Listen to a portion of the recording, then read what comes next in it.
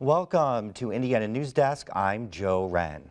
And I'm Ethan Burks. Clusters of coronavirus are swelling across the country. Indiana has 12 confirmed cases, and those numbers are sure to rise as more tests are administered. Right now, the State Department of Health says they've tested 73 Hoosiers. Experts believe those positive cases are actually dramatically undercounted because the U.S. isn't testing enough people.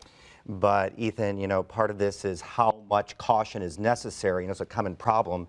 So how do you make sure you aren't taking unreasonable risk, but also aren't going overboard? We don't want to do that here. So tonight we're discussing basic questions about the virus, and we have team coverage from across the state. Now we begin tonight with reporter Emma Atkinson in Avon. That's where the first 2 students tested positive for the virus this week.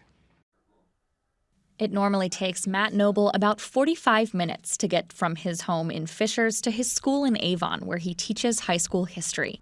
Today, he's logged into his desktop computer, running his class from his home office. Modifying your lessons is a little tough because you don't get to see the kids. The materials you would have in class aren't there, but you can usually find something that to replace what you would have done. I don't know that it's as good as the interaction with the kids face to face, but I'm ready for it. It's the same system the district uses when there's a snow day. Right now, they have a Google form that they're checking in. Then they're going to have a video that they have to go to and watch. Then they're going to have to read an article. I think I'm going to try to incorporate something with coronavirus today. And then what they'll have to do is they'll have to answer some sort of form, but it's supposed to line up with what we're doing. The first student who tested positive is enrolled at Hickory Elementary. At the beginning, only that school was closed until March 20th, but district officials expanded it because they said the web of people the affected students had contact with was very large. Indiana State Health Commissioner Chris Box encourages students to stay home and avoid contact while they're out of school. This is not a spring break where everybody runs out and goes to the mall, goes to the movies, goes to the theater, goes to, whatever museum.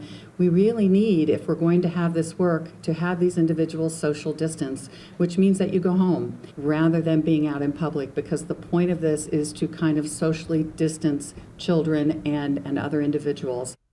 For Indiana Newsdesk, I'm Emma Atkinson. Monroe County schools were closed Friday and won't reopen until March 27th. The district says school officials were notified Thursday that families have been exposed to others displaying symptoms of the coronavirus. MCCSC says the closure is necessary to minimize exposure and to clean all buildings and buses.